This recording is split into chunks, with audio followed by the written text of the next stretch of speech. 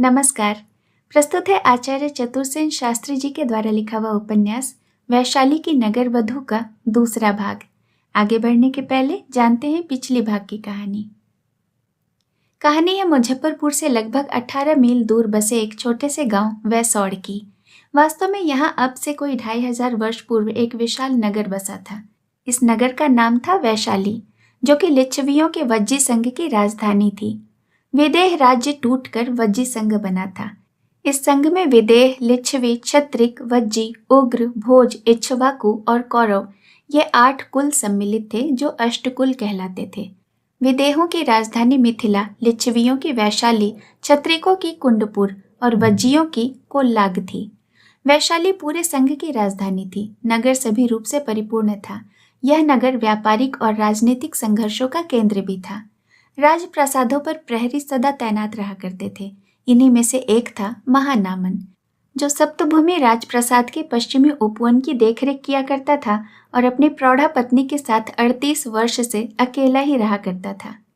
एक दिन सुबह सुबह वह रात्रि सेवा से वापस अपने घर जा रहा था, तभी उसे आम्र वृक्ष के नीचे एक नवजात कन्या मिली। उसने उसे उठा लिया और घर लाकर अपनी पत्नी को देते हुए बोला कि देखो, हमारी वर्षों की साध इस तरह मिटी। कन्या उनके संरक्षण में बड़ी होने लगती है और क्योंकि वो एक आम्र वृक्ष के नीचे मिली थी, इसीलिए उसका नाम रखा गया अम्बपाली। यहाँ से कहानी 11 वर्ष आगे चली जाती है। महानामन की पत्नी के गुजर जाने के बाद बालिका की परिचर्या में बाधा आते हुए देखकर वृद्ध राज सेवा त्याग कर अपने गांव में आकर कन्या के साथ रहने लगता है। पर संचित धन कब तक चलता है? एक समय ऐसा आया कि उसका धन खत्म होने लगा और कन्या की आकांक्षाएं भी बढ़ने लगी। वो एक बार फिर वैशाली जाकर पुरानी नौकरी की याचना करने की सोचने लगा। उसकी चिंता का एक और बड़ा कारण था, उसकी बालिका का अप्रतिम सौंदर्य। विजयों के विचित्र कानून के अनुसार जो कन्या गणराज्य में सबसे सुंदर होगी, वो किसी एक पुरुष की पत्नी न बनकर नगर वधू घोषित कर दी जाती थी। उस पर संपूर्ण नगर के नागरिकों का अधिकार रहता था। उसे जनपद कल्याणी की उपाधि प्राप्त होती थी। कन्या के इस अप्रतिम सौंदर्य को देखकर ही वह इसी भय से राजधानी छोड़कर भागे थे कि किसी की नजर उस बालिका पर न पड़े। पर अब दूसरा कोई उपाय भी नहीं था। महानमन वैशाली की तरफ चले जाते हैं। नगर प्रवेश करने के पूर्व ही उनकी मुलाकात उनके ही पुराने मित्र चंद्रमणि के बेटे हर्षदेव से हो जाती है। हालांकि यह मुलाकात शुरू में तो कड़वी होती है, परंतु परिचय पाने के बाद हर्षदेव ससम्मान उन्हें अपने घर ले जाता है। समय बीतता है और वैशाली के धिकृत कानून के मुताबिक नगर की सबसे सुंदर बालिका को नगर वधू बनना होता है। इसी संबंध में संस्थागार में आज लोगों का जमघट है और वृद्ध महानामन की पेशी भी है। महानामन के अकेले यानी बिना अम्बपाली के उपस्थित होने से संस्थागार में उपस्थित सभी सदस्य नाराज और उत्तेजित हो जाते हैं। अब सुनते हैं आगे की कहानी। वृद्ध महानामन का मुख क्षण भर के लिए पत्थर के समान भावहीन और सफेद हो गया। उनका सीधा लंबा शरीर जैसे तन कर और भी लंबा हो गया। उन्मुक्त वायु में उनके श्वेत वस्त्र और श्वेत दाढ़ी लहलहा रही थी और उष्णीक पर बंधा हीरा धक धक चमक रहा था। उनकी गति रुकी, वे तनिक विचलित हुए और उनकी कमर में बंधा खड़क खड़खड़ा उठा। उनका हाथ खड़क की मूठ पर गया। किसी अतार्किक शक्ति से युवक सहम कर पीछे हट गया और वृद्ध महानामन उसी धीर मंथर गति से सीढ़ियां चढ़कर संस्थागार के भीतर जाकर वेदी के सम्मुख खड़े हो गए। एक बार संस्थागार में सर्वत्र सन्नाटा छा गया। एक सुई गिरने का भी शब्द होता। गणपति सुनंद ने कहा, भंते सुने, आज जिस गुरुतर कार्य के लिए अष्टकुल का गण सन्निपात हुआ है वह सब आप जानते हैं। मैं आप सबसे प्रार्थना करूंगा कि आप सब शांति और व्यवस्था भंग न करें और उत्तेजित न हो। ऐसा होगा तो हमें सन्निपात भंग करने को विवश होना पड़ेगा। अब सबसे पहले मैं आयुष्मान गणपूरक से यह जानना चाहता हूं कि आज सन्निपात में कितने सदस्य उपस्थित हैं। गणपूरक ने उत्तर दिया, कुल 902 हैं। भंतेगण, वज्जी के प्रत्येक गण को आज के सन्निपात की सूचना दे दी गई थी और अब जितने सदस्य उपस्थित हो सकते थे उपस्थित हैं। सदस्यों में से कोई पागल तो नहीं है? हो तो पास वाले आयुष्मान सूचित करें। परिषद में सन्नाटा रहा। गणपति ने कहा, कोई रोगी, उन्मत्त या मद्य पिए हो तो भी सूचित करें। सर्वत्र सन्नाटा रहा। गणपति ने कहा, अब भंतेगण सुने। भंते महानमन, आज आपकी पुत्री अम्बपाली 18 वर्ष की आयु पूरी कर चुकी है। वैशाली जनपद ने उसे सर्वश्रेष्ठ सुंदरी निर्णित किया है। इसीलिए वज्जी गणतंत्र के कानून के अनुसार उसे यह परिषद वैशाली की नगर वधू घोषित किया चाहती है और आज से उसे वैशाली की जनपद कल्याणी का पद देना चाहती है। गण सन्निपात की आज्ञा है कि वह आज से सार्वजनिक स्त्री की भांति जीवन व्यतीत करे। इसी से आज उसे संस्थागार में उपस्थित होकर अष्टकुल के गण सन्निपात के सम्मुख शपथ ग्रहण करने की आज्ञा दी गई थी। उसके अभिभावक की हैसियत से आप पर उसे गण सन्निपात के सम्मुख उपस्थित करने का दायित्व है। अब क्या आप देवी अम्बपाली को गण सन्निपात के सम्मुख उपस्थित करते हैं और उसे वैधानिक रीति पर घोषित वैशाली की नगर वधू स्वीकार करते हैं? महानामन ने एक बार संपूर्ण सन्निपात को देखकर आंखें नीचे कर ली। वे कुछ झुके और उनके होंठ कांपे, परंतु तुरंत ही वे तनकर खड़े हो गए और बोले, भंते, मैं स्वयं लिच्छवी हूँ और मैंने 42 वर्ष विज्जी संघ की निष्ठापूर्वक सेवा इस शरीर से इसी खड़क के द्वारा की है। अनेक बार मैंने इन भुजदंडों के बल पर वैशाली गणतंत्र के दुर्धर शत्रुओं को दलित करके कठिन समय में वैशाली की लाज रखी है। मैंने सदैव ही वज्जी संघ के विधान, कानून और मर्यादा की रक्षा की है और अब भी करूंगा। यह प्रत्येक नागरिक का कर्तव्य है कि वह कानून की मर्यादा का पालन करे। महानमन इतना कहकर चुप हो गए। उनके होंठ जैसे आगे कुछ कहने में असमर्थ होकर जड़ गए। उन्होंने आंखें फैलाकर परिषद भवन में उमड़ती हुई उत्तेजित भीड़ को देखा, जिनकी जलती हुई आंखें उन्हीं पर लगी हुई थीं। फिर सहज शांत स्वर में स्थिर वाणी में कहा, मेरी पुत्री अम्बपाली के संबंध में विज्जी गणतंत्र के कानून के अनुसार गण सन्निपात ने जो निर्णय किया था, उसे जानकर मैंने 18 वर्ष की अवस्था तक उसका विवाह करना स्थगित कर दिया था। लेकिन अब बीच में सामंतपुत्र चिल्ला उठे, स्थगित कर दिया था? इसका क्या अर्थ है? यह संदिग्ध बात है।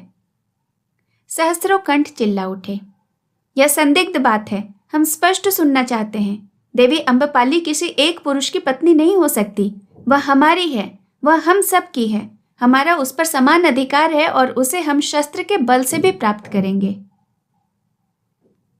गणपति सुनंद ने हाथ उठाकर कहा, आयुष्मान, शांत होकर सुने, सन्निपात के कार्य में बाधा न दें। अभी भंते महानमन का वक्तव्य पूरा नहीं हुआ है, उन्हें पूरी बात कह लेने दीजिए। परिषद में फिर सन्नाटा छा गया। सबकी दृष्टि महानमन के ऊपर जाकर जम गई। महानमन ने परिषद के बाहर भीतर दृष्टि फेर कर आंखें नीची कर ली और फिर कहा, भंतेगण, आज अम्बपाली 18 वर्ष की आयु पूरी कर चुकी। विज्जी संघ के कानून के अनुसार अब वह स्वाधीन है और अपने प्रत्येक स्वार्थ के लिए उत्तरदायी है। अतः आज से मैं उसका अभिभावक नहीं हूं। वह स्वयं ही परिषद को अपना मंतव्य देगी। संस्थागार का वातावरण फिर बड़े वेग से क्षुब्ध हो उठा। तरुण सामंत पुत्रों ने अपने खड़ग कोष से खींच लिए। बहुतों ने अपने अपने भालों को हवा में ऊंचा करके चित्कार करना आरंभ कर दिया। सब लोग चिल्लाने लगे, विश्वासघात, विश्वासघात! भंते महानमन ने विज्जी संघ से विश्वासघात किया है, उन्हें इसका दंड मिलना चाहिए। बहुतों ने अपने पैर धरती पर पटक पटक कर और भाले हवा में हिला हिला कर कहा, हमारे जीवित रहते अम्बपाली हमारी है, हम सब की है। वह वैशाली की नगर वधू है। संघ यदि अपने कर्तव्य पालन में ढील करेगा तो हम अपने भालों और खड़ग की तीखी धार के बल पर उसे कर्तव्य पालन करने पर विवश करेंगे। सहसा कोलाहल स्तब्ध हो गया, जैसे किसी ने जादू कर दिया हो। सब कोई चकित स्तभित होकर परिषद के द्वार की ओर देखने लगे। एक अवगुंठनवती नारी वातावरण को सुरभित करती हुई और मार्ग में सुषमा फैलाती हुई आ रही थी। तरुणा का उद्धत भाव एक बारगी ही विलीन हो गया। सबने माया प्रेरित से होकर उसे मार्ग दिया। गण के सदस्य और अन्य जनपद उस अलौकिक मूर्ति को उत्फुल्ल होकर देखते रह गए। उसने वेदी के सम्मुख आकर ऊपर का अवगुंठन उतार डाला। अब वैशाली के जनपद ने पहली बार रूप की उस विभूति के दर्शन किए जो गत 3 वर्ष से संपूर्ण वैशाली जनपद की चर्चा का एक महत्वपूर्ण विषय बन गया था और जिसके लिए आज संपूर्ण जनपद में एक ऐसा भारी क्षोभ फैल रहा था। सहस्र सहस्र नेत्र उस रूप को देखकर अपलक रह गए। वाणी जड़ हो गई, अंग अचल हो गए। तरुणों के हृदय जोर जोर से धड़कने लगे, बहुतों की सांसों की गति रुक गई। अम्बपाली की वह अलौकिक रूप माधुरी शरद चंद्र की पूर्ण विकसित कौमुदी की भांति संस्थागार के कोने कोने में फैल गई। उसके संदिग्ध प्रभाव से जैसे वहां की सारी उत्तेजना और उद्वेग शांत हो गया। अम्बपाली ने शुभ्र कौशेय धारण किया था। उसके जूड़ा ग्रथित केश कुंतल ताजे फूलों से गुंधे हुए थे। ऊपरी वक्ष खुला हुआ था। देह यष्टि जैसे किसी दिव्य कारीगर ने हीरे के समूचे अखंड टुकड़े से यत्नपूर्वक खोद कर गढ़ी थी। उससे तेज, आभा, प्रकाश, माधुर्य, कोमलता और सौरभ का अटूट झरना झर रहा था। इतना रूप, इतना सौष्ठव, इतनी अपूर्वता कभी किसी ने एक स्थान पर नहीं देखी थी। उसने कंठ में सिंघल के बड़े बड़े मोतियों की माला धारण की थी। कटी प्रदेश की हीरे जड़ी करधनी उसकी क्षीण कटी को पुष्ट नितंबों से विभाजित सी कर रही थी। उसके सुडौल गुल्फ मणिखचित उपानत थे, जिसके ऊपर पैजनियां चमक रही थीं। मानो वह संस्थागार में रूप, यौवन, मद, सौरभ को बिखेरती चली आई थी। जनपद लुटा सा, मूर्छित सा, स्तब्ध सा खड़ा था। यही वह अम्बपाली थी जिसे पाने के लिए वैशाली का जनपद उन्मत्त होकर लहू की नदी बहाने को तैयार हो गया था, जिसे एक बार देख पाने के लिए वर्षों से धनकुबेर, श्रेष्ठी पुत्रों तथा सामंत पुत्रों ने न जाने कितने यत्न किए थे, कितने षड्यंत्र रचे थे। कितनों ने उसकी न जाने कितनी कल्पना मूर्तियां बनाई थीं, जो वैशाली में ही गत 3 वर्षों से यत्नपूर्वक गुप्त करके रखी गई थीं, और जिसे सर्वगुण विभूता बनाने के लिए वैशाली राज परिषद ने मनोस्वर्ण रत्न खर्च कर दिए थे। आज वैशाली का जनपद देख रहा था कि विश्व का यौवन श्री अम्बपाली की देह यष्टि में एकीभूत हो रही थी, जिसे देखकर जनपद स्तभित, चकित और जड़ हो गया था। वो अपने को, जीवन को और जगत को भी भूल गया था। अम्बपाली जैसे सुषमा की संपदा को आंचल में भरे नीची दृष्टि किए वृद्ध महानमन के पार्श्व में आ खड़ी हुई। गणपति सुनंद ने कहा, भंतेगण, देवी अम्बपाली अपना मत परिषद में प्रकट करने को आई हुई हैं। सब कोई उनका वक्तव्य सुने। एक बार गगनभेदी जयनाथ से परिषद भवन हिल उठा। देवी अम्बपाली की जय, वैशाली की नगर वधू की जय, वैशाली जनपद कल्याणी की जय। अम्बपाली के होठ हिले, जैसे गुलाब की पंखुड़ियों को प्रातः समीर ने आंदोलित कर दिया हो। वीणा के झंकार के समान उसकी वाणी ने संस्थागार में सुधा वर्षण किया। भंते, आपके आदेश पर मैंने विचार कर लिया है। मैं वज्जी संघ के धिक्कृत कानून को स्वीकारती हूँ, यदि गण सन्निपात को मेरी शर्तें स्वीकार हो। वे शर्तें भंते गणपति आपको बता देंगे। परिषद भवन में मंद जनरव सुनाई दिया। एक अधेड़ सदस्य ने अपनी मूंछों को दांतों में दबाकर कहा, क्या कहा? धिक्कृत कानून? देवी अम्बपाली, तुम अपने यह वाक्य वापस लो। यह परिषद का घोर अपमान है। चारों ओर से आवाजें आने लगी। शब्द वापस लो, धिक्कृत कानून शब्द अनुचित है। अम्बपाली ने सहज शांत स्वर में कहा, मैं सहस्र बार इस शब्द को दोहराती हूँ। विजय संघ का यह धिक्कृत कानून वैशाली जनपद के यशस्वी गणतंत्र का कलंक है। भंते, मेरा अपराध केवल यही है कि विधाता ने मुझे अथाह रूप दिया है। इसी अपराध के लिए आज मैं अपने जीवन के गौरव को लांछना और अपमान के पंख में डुबो देने को विवश की जा रही हूँ। इसी से मुझे स्त्रीत्व के उन सब अधिकारों से वंचित किया जा रहा है जिन पर प्रत्येक कुलवधू का अधिकार है। अब मैं अपनी रुचि और पसंद से किसी व्यक्ति को प्रेम नहीं कर सकती, उसे अपनी देह, अपना हृदय अर्पण नहीं कर सकती। अपना स्नेह से भरा हृदय और रूप से लथपथ यह अधम देह लेकर अब मैं वैशाली की हाट में ऊंचे नीचे दाम में इसे बेचने बैठूंगी। आप जिस कानून के बल पर मुझे ऐसा करने को विवश कर रहे हैं, वो एक बार नहीं, लाख बार धिक्कृत होने योग्य है, जैसे आज ये स्त्रीण तरुण सामंत पुत्र अपने खड़ग की तीखी धार और भाले की नोक के बल पर अक्षुण्ण और सुरक्षित रखना चाहते हैं, और ये शेट्टी पुत्र अपनी धन राशि जिस पर लुटाने को दृढ़ प्रतिज्ञ हैं। अम्बपाली यह कहकर रुकी। उसका अंग अंग कांप रहा था, वाणी तीखी हो रही थी। परिषद भवन में सन्नाटा था। उसने फिर कहा, भंते, मैं अपना अभिप्राय निवेदन कर चुकी। यदि सन्निपात को मेरी शर्तें स्वीकार हो तो मैं अपना स्त्रीत्व, सतीत्व, मर्यादा, यौवन, रूप और देह आपके इस धिक्कृत कानून को अर्पण करती हूँ, और यदि मेरी शर्तें स्वीकार न हो तो मैं नील पद्म प्रासाद में आपके विधिकों की प्रतीक्षा करूंगी। इतना कहकर उसने अवगुंठन से शरीर को आच्छादित किया और वृद्ध महानमन का हाथ पकड़कर कहा, चलिए। महानमन अम्बपाली के कंधे का सहारा लिए संस्थागार से बाहर हो गए। वैशाली का जनपद मूक अवाक होकर देखता रह गया। अध्याय गण सन्निपात। जब तक रथ की घंटियों का घोष सुनाई देता रहा और रथ की ध्वजा दिख पड़ती रही, वैशाली का जनपद मार्ग उसी ओर मंत्र विमोह सा देखता रह गया। अम्बपाली का वह अपूर्व रूप ही नहीं, उसका तेज, दर्प, साहस और दृढ़ता सब कुछ उन्हें अकल्पित दिख पड़ी। जो थोड़े से वाक्य अम्बपाली ने सभा में कहे, उनका सभी पर भारी प्रभाव पड़ा। कुछ लोग निरीह नारित्व के इस कानून लांछना के विरोधी हो गए। उन्होंने चिल्ला चिल्लाकर कहना आरंभ किया, कौन देवी अम्बपाली को बलात् नगरवधु बनाएगा? हम उसके रक्त से वसुंधरा को डुबो देंगे। निसंदेह यह धिकृत कानून वैशाली जनपद और विज्य संघ के शासन का कलंक रूप है। यह स्वाधीन जनपद के अंतस्थल पर पराधीनता की कालिमा है। अंग बंग, कलिंग, चंपा, काशी, कौशल, ताम्रपाणी और राजगृह, कहीं भी तो स्त्रीत्व का ऐसा बलात् अपहरण नहीं है। फिर वज्जियों का गणतंत्र ही क्या, जहां नारी के नारित्व का इस प्रकार अपहरण हो? यह हमारी रक्षणीय कुलवधुओं, पुत्रियों और बहनों की प्रतिष्ठा और मर्यादा का घोर अपमान है। इसे हम सहन नहीं करेंगे। हम विद्रोह करेंगे, समाज से, संघ से, अष्टकुल के गणतंत्र से और गण परिषद से। कुछ सामंतों ने अपने अपने खड़ग कोष से खींच लिए। चलती बार अम्बपाली जो शब्द कह गई थी, उससे उनके हृदय तीर से विद्ध पक्षी की भांति आहत हो गए थे।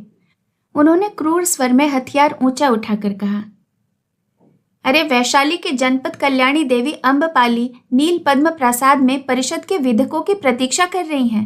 कौन उन्हें वध करने के लिए वधिकों को भेजता है, हम भी देखेंगे। हम अभी उसके खंड खंड कर डालेंगे। हम इस संस्थागार का एक एक पत्थर धूल में मिला देंगे। कुछ श्रेष्ठी पुत्र पागलों की भांति बक रहे थे। वज्जियों के इस गणतंत्र का नाश हो। हम राजगृह में जा बसेंगे। देवी अम्बपाली जिए। हमारे धन और प्राण देवी अम्बपाली पर उत्सर्ग हैं। इस पर सबने उच्च स्वर में जय घोष किया। जय देवी अम्बपाली, जय जनपद कल्याणी, जय अभय देवी। परंतु बहुत से उद्धत तरुण सामंत पुत्र शस्त्र चमका चमका कर और हवा में भाले उछाल उछाल कर अपने अश्व दौड़ाने लगे। वे कह रहे थे, उसका वध वधिक नहीं कर सकते। हम उसके दिव्य देह का उपयोग चाहते हैं। हम उसकी शरद चंद्र की चांदनी के समान रूप सुधा का पान करना चाहते हैं। उसके अन्नद यौवन का आनंद लेना चाहते हैं। वो हमारी है, हम सब की है। वह वैशाली के प्राण, वैशाली की शोभा, वैशाली के जीवन की केंद्र स्थली है।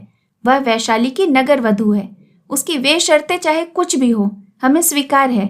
हम सर्वस्व देकर भी उसे प्राप्त करेंगे या स्वयं मर मिटेंगे। प्रतिहार और दंडधर परिषद की व्यवस्था स्थापना में असमर्थ हो गए। तब गणपति सुनंद ने खड़े होकर कहा, आयुष्मान, शांत होकर देवी अम्बपाली की शर्तों को सुने। उन पर अभी गण सन्निपात का छंद ग्रहण होगा। उन शर्तों के पूरे होने पर ही देवी अम्बपाली स्वेच्छा से नगर वधु होने को तैयार होंगी।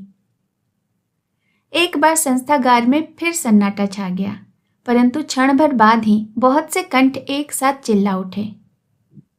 कहिए भंते गणपति, वे शर्तें क्या हैं और कैसे उनकी पूर्ति की जा सकती है? गणपति ने कहा, सब आयुष्मान और भंतेगण सुने। देवी की पहली शर्त यह है कि उसे रहने के लिए सप्तभूमि प्रासाद 9 कोटि स्वर्ण भार प्रसाद के समस्त साधन और वैभव सहित दिया जाए। गण सदस्य जड़ हो गए। नागरिक भी विचलित हुए। बहुत से राजवर्गीयों की भ्रिकुटियों में बल पड़ गए। महात्मा सुप्रिय ने क्रुद्ध होकर कहा, भंते यह असंभव है। ऐसा कभी नहीं हुआ। सप्तभूमि प्रसाद जम्बू द्वीप भर में अद्वितीय है। उसका वैभव और साधन एक राजतंत्र को संचालन करने योग्य है। उसका सौष्ठव ताम्र लिप्ति राजगृह, श्रावस्ती और चंपा के राजमहलों से भी बढ़ चढ़कर है। फिर 9 कोटि स्वर्ण भार? नहीं नहीं, 9 कोटि स्वर्ण भार देने पर तो वज्जी संघ का राजकोष ही खाली हो जाएगा। नहीं, यह शर्त स्वीकार नहीं की जा सकती, किसी भी भांति नहीं। उद्वेग से उनका वृद्ध शरीर कांपने लगा और वे हांफते हांफते बैठ गए। बहुत से श्रेष्ठी पुत्र एक साथ बोल उठे, क्यों नहीं दिया जा सकता? राजकोष यदि रिक्त हो जाएगा तो उसे हम भर देंगे। अष्टकुल दूसरे प्रासाद का निर्माण कर सकता है। हम शतकोटि स्वर्णभार भी देने को प्रस्तुत हैं। सामंत पुत्रों ने अपने अपने भाले चमका चमका कर कहा, देवी अम्बपाली को सप्तभूमि प्रसाद, संपूर्ण साधन और वैभव तथा 9 कोटि स्वर्ण भार सहित दे दिया जाए। वह प्रसाद, वह वैभव वैशाली के जनपद का है, वह हमारा है, वह हम सब का है। हमने गर्म रक्त के मूल्य पर उसका निर्माण कराया है। जिस प्रकार अनुपम रूप यौवन श्री की अधिष्ठि देवी अम्बपाली हमारी है, हम सब की है, उसी प्रकार अप्रतिम वैभव और सौष्ठव का आगार सप्तभूमि प्रसाद भी हमारा है, हम सब का है। वह अवश्य वैशाली के जनपद का साध्य क्रीड़ा स्थल होना चाहिए। गणपति ने खड़े होकर हाथ के इशारे से सबको चुप रहने को कहा। फिर कहा, भंतेगण, मैं आपसे पूछता हूँ, क्या आपको देवी अम्बपाली की पहली शर्त स्वीकार है? यदि किसी को आपत्ति हो तो बोलें। सभा भवन में सब चुप थे। गणपति ने कहा, सब चुप हैं? मैं फिर दूसरी बार पूछता हूं, और अब तीसरी बार भी। सब चुप हैं। तो भंते, वज्जियों का यह सन्निपात देवी अम्बपाली की पहली शर्त स्वीकार करता है। सभा के बाहर भीतर हर्ष की लहर दौड़ गई।